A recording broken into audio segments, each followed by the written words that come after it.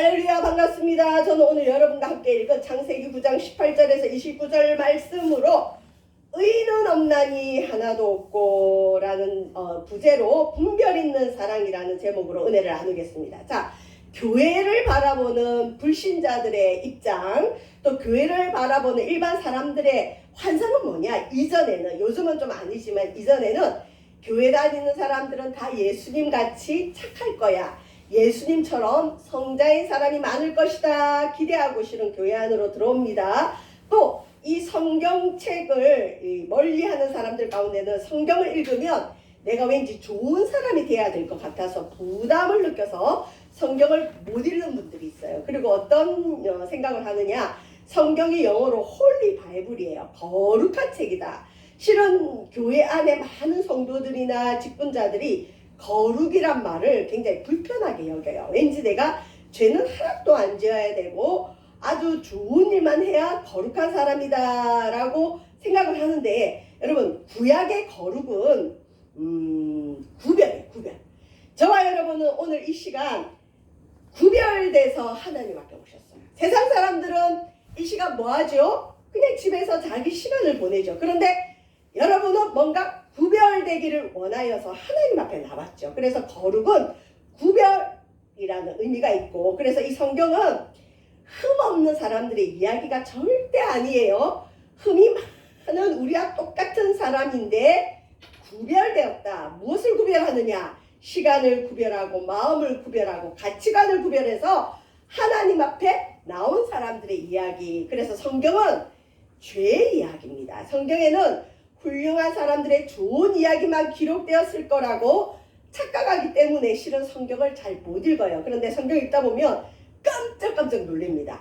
우리가 상상할 수 있는 모든 사람의 죄의 모습이 성경 안에 다 들어있습니다. 자, 요즘 시대는 노아의 때와 비슷합니다. 생명경시라 그러죠. 생명을 아주 가볍게 여겨서 지금 뭐 지난주만 해도 모텔 살인사건, 수많은 살인사건들이 일어나죠. 폭행사건도 심심찮게 일어나요. 그래서 우리나라의 그 사법 개혁이라 그러는데 그런 걸로 인해서 지금 형이 너무 얕아요. 그러다 보니까 사기범들도 많고 살인사건이 일어나도 사람 죽여도 몇 년 살고 도로 나와요.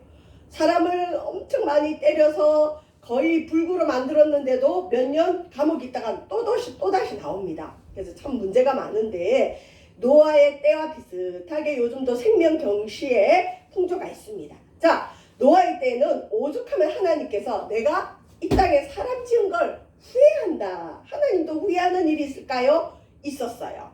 하나님은 하나님의 모습을 닮아서 하나님 앞에 예배하는 백성이 많아지기를 원하여서 인간을 지었는데, 인간은 하나님께서 주신 자유를 가지고 죄악을 범함으로 말미암아 하나님이 이 땅에 사람 지으셨음을 한탄하고 근심하셨다. 저와 여러분의 삶 속에는 한탄하고 근심하는 일이 없기를 바랍니다. 우리 하나님은 인간에게 자유의지를 주셨어요. 인간은 이 자유의지를 가지고 하나님을 대적하는 일을 했습니다. 이러한 때 하나님도 한탄하고 인간들도 죄악으로 인하여 한탄할 때, 그러나 노아는 여호와께 은혜를 입었더라.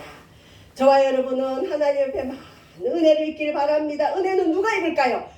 여러분처럼 시간을 구별하고 장소를 구별하고 몸을 구별하여 하나님께 나와 예배하는 자, 구별된 자, 이러한 자가 은혜를 입는데, 자, 노아의 이름의 뜻이 뭐냐? 안위, 위로. 왜 이런 사람 있죠? 보기만 봐도 스트레스가 되는 사람 있고 저 사람을 보기만 봐도 기뻐요. 특별히 여러분 자녀들이나 우리 손자녀들 보면 바라만 봐도 기쁨이 있죠. 이 노아가 그랬어요. 노아는 그 악이 많은 시대에 사람들이 노아를 보면 위로가 돼요. 은혜가 있었겠죠. 그냥 바라만 봐도 위로가 된다. 저와 여러분, 이 노아처럼 우리는 모든 사람에게 위로의 사람 되기를 바랍니다. 자, 노아 시대가 이랬어요. 자, 노아는 홍수 이전에 어떤 평가를 받았느냐? 창세기 6장 9절에 보면 의인이래. 의로운 사람. 그리고 심지어 당대의 완전한 자다. 창세기 6장 9절에 이렇게 기록돼 있어요. 아니, 얼마나 어떻게 살았길래 의인이라는 얘기를 들을까요? 당대에 하나님 앞과 사람 앞에 완전한 자라는 칭함을 받았을까요? 그리고 이렇게 될 수 있었던 이유는 노아가 하나님과 동행했기 때문인데, 하나님과 동행한다는 말은 뭐냐? 구별하는 예배자였다. 구별은 딴 게 아니에요. 집에서 나와서 교회 와서 예배하는 거예요. 마음을 구별하고 몸을 구별하고 시간을 구별하고 행동을 구별해서 하나님께 예배했더니 하나님이 노아를 의인이고 당대의 완전한 자로 칭함을 받도록 했는데, 자, 그래서 이 창세기 6장 9절을 읽으면 부담이 돼요. 야, 우리는 의인이 아닌데 아니 어떻게 하면 완전한 자라는 얘기를 듣지? 홍수 이후의 노아는 오늘 읽은 본문에 보면 이렇게 완벽할 정도로 하나님과 사람 앞에 칭찬받아서 이 시대에 노아 한 사람 구원받았죠. 노아 때문에 자기 가족도 구원받았지만 어쨌든 노아의 믿음으로 구원이 이루어졌어요. 이랬던 노아인데 홍수 이후에 이 노아가 실수를 해요.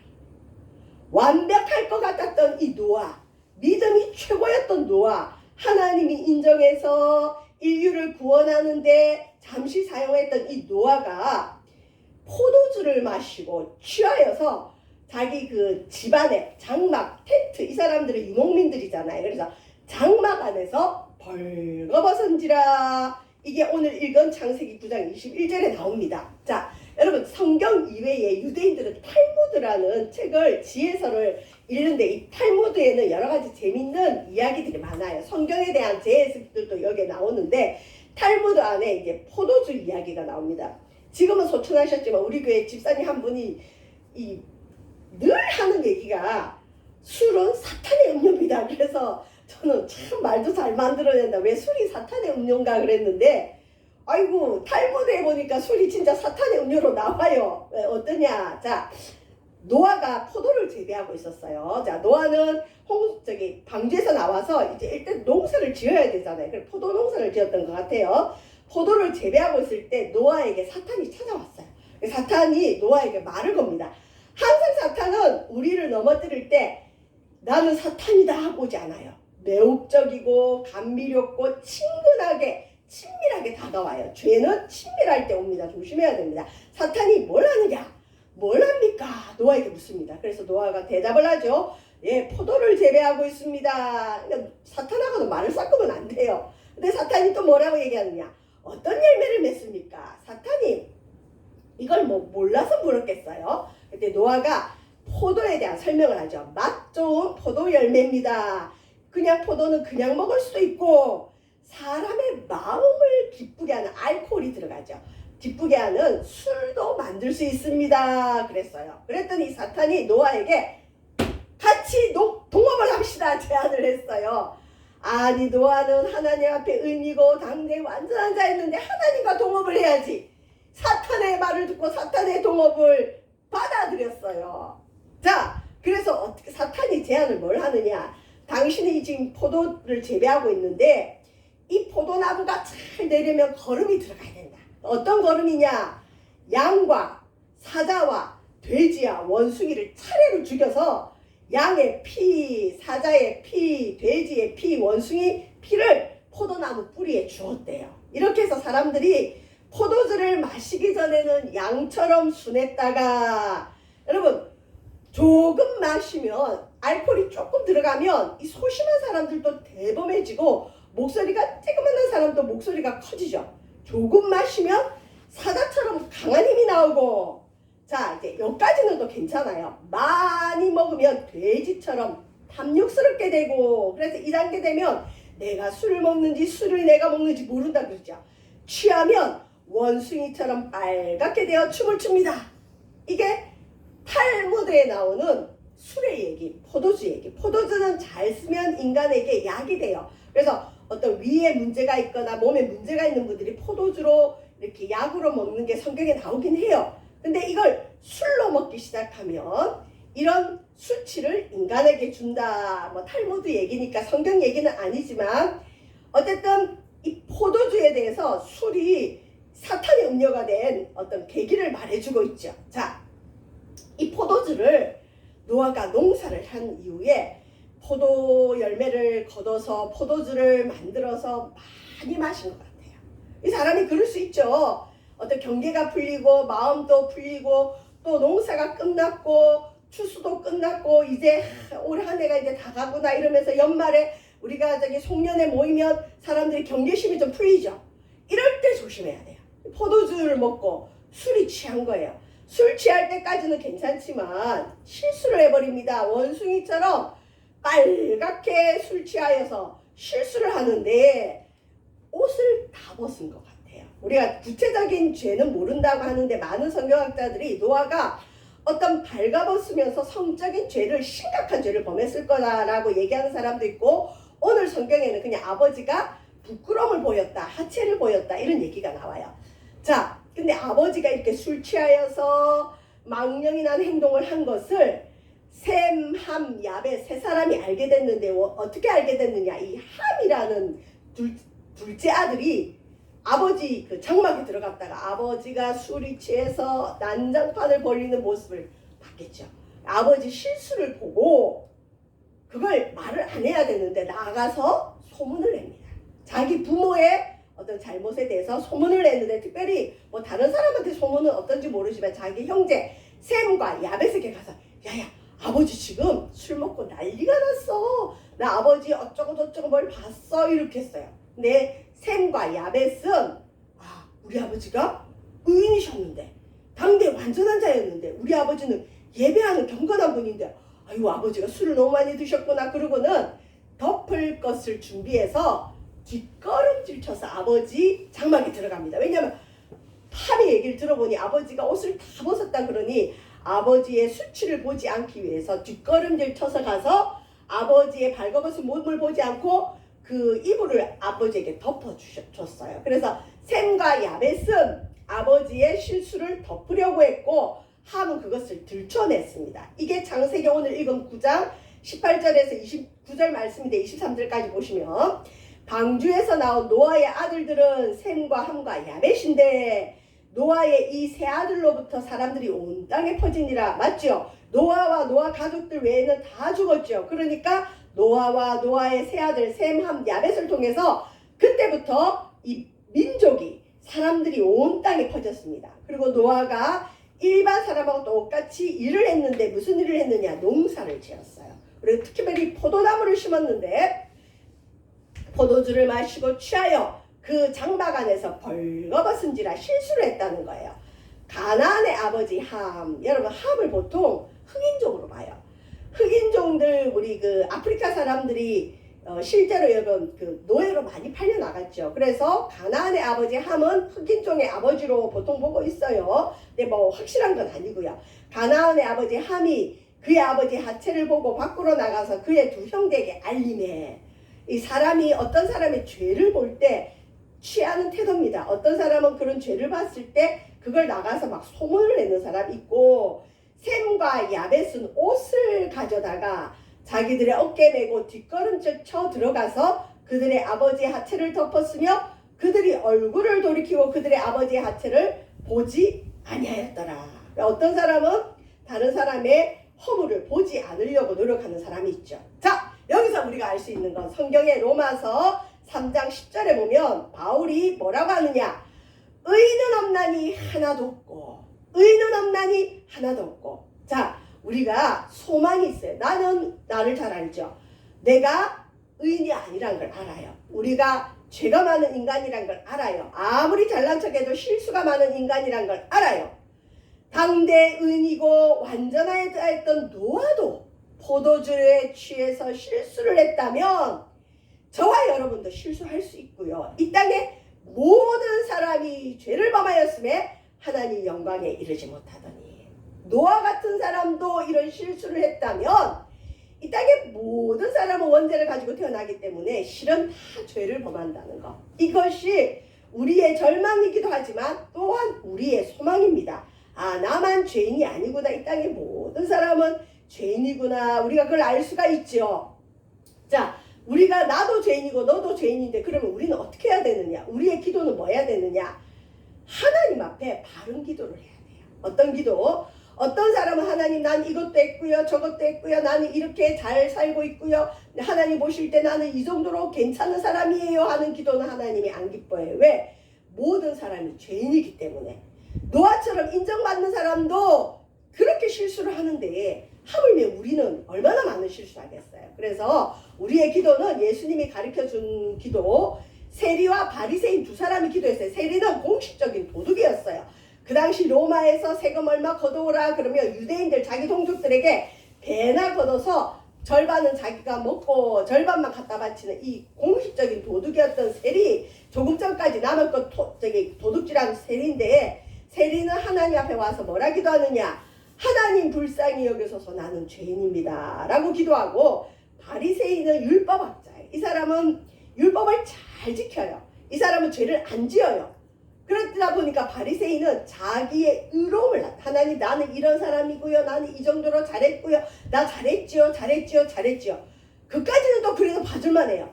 다른 사람을 멸시합니다. 나는 저 세리와 같지 아니함을 감사합니다. 저와 여러분, 이런 비교의식은 사탄적인 거예요. 하나님이 싫어합니다.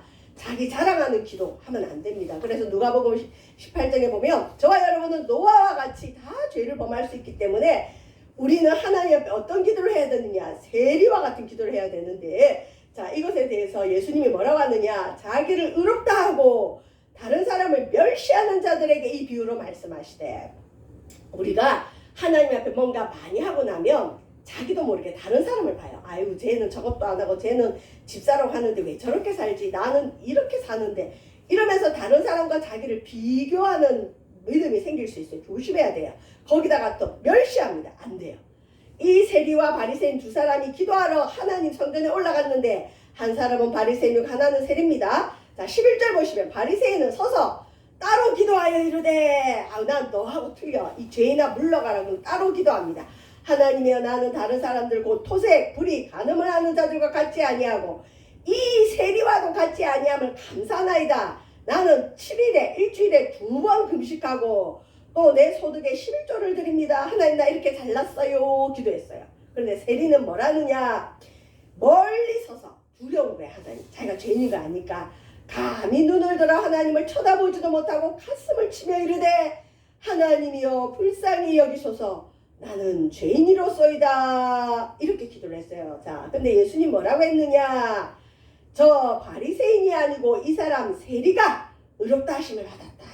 저와 여러분, 우리가 많은 기도를 해도 하나님이 의롭다 여기지 않으면 그 기도 응답이 없어요. 하나님이 예수님을 통해서 자기 자랑하는 바리새인의 기도가 아니라, 하나님 나를 불쌍히 여겨주세요. 나는 죄인입니다. 이 기도는 우리 평생에 해야 될 기도입니다. 세리가 의롭다 하심을 받았다. 뭐 세리는 도둑질을 했는데 무슨 의롭다함을 받아요? 여러분, 의롭다 하는 것 언제 의롭다 하느냐? 자기 죄를 인정하는 사람, 자기 죄를 인정하는 사람, 내가 죄인임을 인정하는 사람이 의인입니다. 그래서 노아는 의인이요 당대의 완전한 자를 했는데, 노아가 도덕적으로 행동으로 마음으로 죄를 하나도 안 지어서 의인이 아니라, 노아가 이렇게 의인이라고 이름 붙여진 건 뭐 때문에 그러냐? 내가 죄인인 걸 하나님 앞에 인정했다. 그러니까 예배를 드리죠.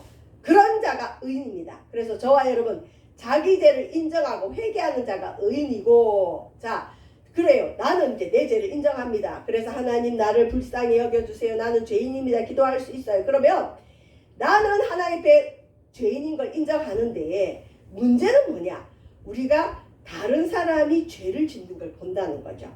타인의 죄를 어떻게 볼 것인가? 여러분, 다른 사람, 특별히 내가 기대했던 사람, 저 사람은 의인이야, 저 사람은 죄를 안 지을 거야 하라고 기대했던 사람이 죄를 짓는 걸 보면 마음이 어때요? 첫 번째 실망이 와요. 그리고는 견딜 수 없는 분노도 일어난대요. 예를 들면 아주 존경받는 목회자가 죄 짓는 걸 매스컴이 발표를 하고 나면 많은 사람들이 욕을 하는데, 그 욕을 하는 배우는 뭐냐? 실망감이죠.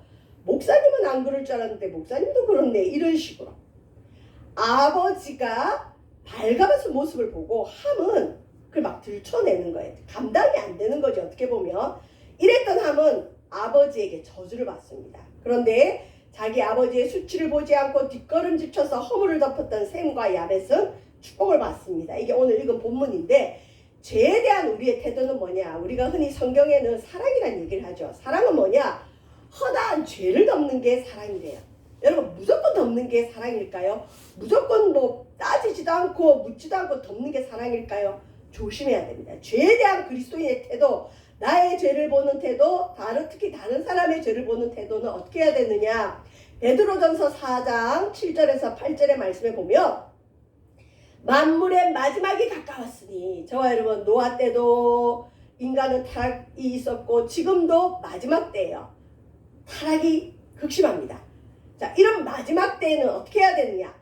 정신을 차리고, 정신이 혼미하면 안 됩니다. 술에 취해 지내면 안 됩니다. 이 세상 쾌락에 취해 지내면 안 됩니다. 우리 믿음의 사람들은 정신을 차리고 근신하고 기도하라.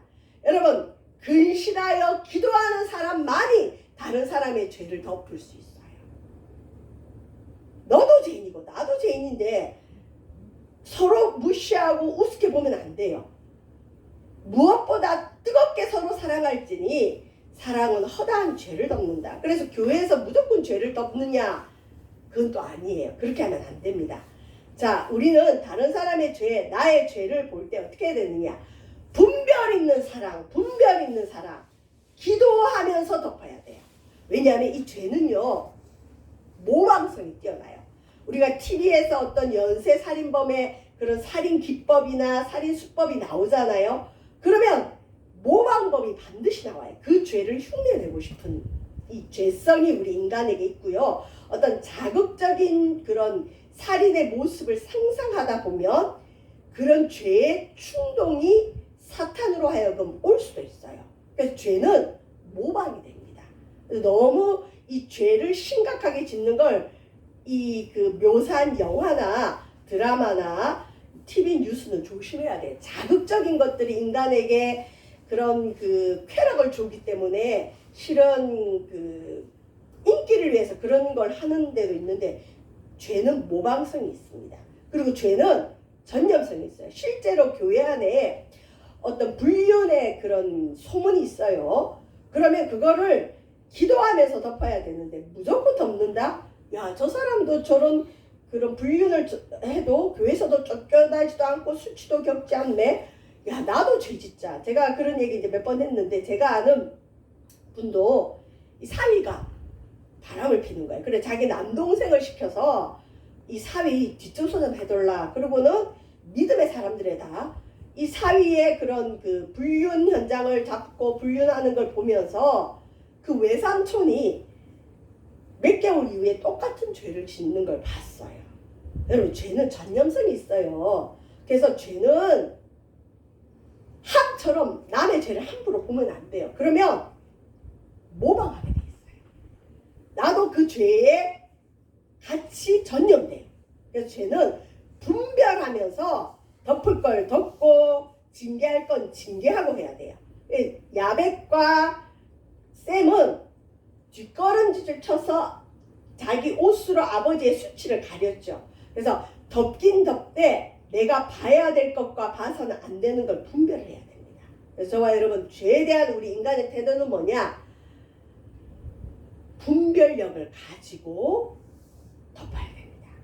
타인의 죄를 보지 않고 분별하면서 덮어야 자기 자신도 보호할 수가 있고 다른 사람의 죄도 우리가 배우지 않을 수가 있습니다. 우리 교회 안에 문제가 많지요. 또 세상에 문제도 많아요. 다 죄의 문제인데 우리에게 소망이 있습니다. 아유, 내가 하나님을 한 게 없는데요. 나는 죄인인데요. 예, 맞아요. 이제 말씀을 마칠 텐데, 로마서 5장 8절에는 하나님의 사랑에 대한 부분을 어떻게 얘기했느냐. 하나님이 날 사랑하는 걸 내가 어떻게 알지요? 십자가가 그 사랑을 나타내죠. 우리가 아직 죄인 되었을 때에 그리스도께서 우리를 위하여 죽으심으로 하나님께서 우리에 대한 자기의 사랑을 확증하셨느냐. 여러분, 내가 뭔가 하나님 볼 때 괜찮은 게 있을 때 주님이 나를 위해 죽어준 거면 내 의가 있어요. 근데 로마서 5장에 보면 우리가 아직 연약할 때, 부족할 때, 아무것도 아닐 때 그리스도께서 경건하지 않은 나를 위해 죽으셨다. 세상에는 의인을 위해 잠깐 죽는 사람이 있어요. 또 선인을 위해서 용감히 죽는 자가 혹 있거니와 죄인을 위해 죽어주는 사람은 별로 없어요. 여러분, 감옥에 연쇄살인범을 위해서 내가 대신 죽겠다는 사람이 있어요? 없어요. 간혹은 뭐 내가 내 자녀를 왜 대신 죽겠다. 그 다음에 저 사람은 정말 착한 사람인데 왜 저 사람이 저런 벌을 받아야 되느냐. 내가 저 사람 대신 벌 받겠다. 이런 분은 간혹은 있을 수 있지만 흉악한 죄인을 위해 죽는 자는 없는데 우리가 흉악한 죄인일 때 정말 실수 많은 죄인일 때 예수님이 우리를 위해 죽어주셨어요. 그래서 진정한 예수님의 사랑은 어디서 나타나느냐? 십자가. 십자가는 죄인인 우리를 위해 죽으신 예수님의 사랑을 나타냅니다. 자, 이제 말씀을 마치겠습니다. 노아는 의인이었습니다. 당대의 완전한 사람이었습니다. 사람들은 어떤 완벽에 대한 이 기대가 있어요. 그래서 저 사람만큼은 계속 저렇게 죄 안 짓고 살았으면 좋겠다. 저 사람만큼은 우리 소망이었으면 좋겠다 하는 기대가 있어요. 근데 그 기대를 무너질 때 사람들은 분노하죠. 네, 여러분, 우리가 기대를 깨야 됩니다. 이 땅에 아무리 훌륭해도 누구나 다 주 앞에는, 하나님 앞에는 죄인입니다. 이런 죄인의 인식 앞에 항상 우리는 어떻게 기도해야 되느냐? 하나님, 나를 불쌍히 여겨주세요. 나는 죄인입니다. 저 사람도 죄인, 나도 죄인이지만 우리의 죄를 위해 예수님 십자가에 달려 죽으셨군요. 주님 감사합니다. 그리고 다른 사람의 죄를 볼 때 모방하지 않기 위해서 사랑으로 죄를 덮되 여러분 분별하면서 덮어야 돼요. 무조건은 아닙니다. 그렇게 하다 보면 죄가 교회 안에 전염되고 가정에 죄가 들어오고 친구 사이에도 죄로 인해서 여러분 문제가 생길 수가 있습니다. 죄는 징계가 필요합니다. 사랑에도 징계가 필요합니다. 야단 맞을 건 야단 맞고 덮을 건 덮고. 그래서 여러분 아버지의 수치를 보지 않고 분별 있게 덮었던 야벳과 셈은 축복을 받아요. 그런데 무분별하게 아버지의 수치를 다 보고 그 다음 나가서 막 소문을 냈던 함은 저주를 받습니다.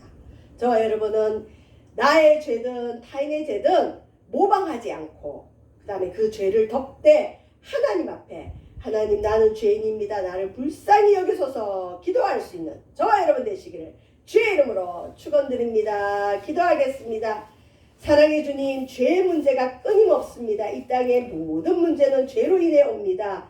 이 죄를 위해 예수님 십자가에 달려 죽으심에 감사함을 드립니다. 우리는 하나님 나라 갈 때까지 하나님 나를 불쌍히 여기소서 나는 죄인입니다. 기도할 수 있는 믿음 되어지게 하시고 타인의 죄를 볼 때 분별 있는 사랑으로 덮도록 인도하여 주옵소서. 죄의 전념성에 모방성에 빠지지 않도록 도와 주시옵소서. 감사드리며 예수님 이름으로 기도합니다. 아멘.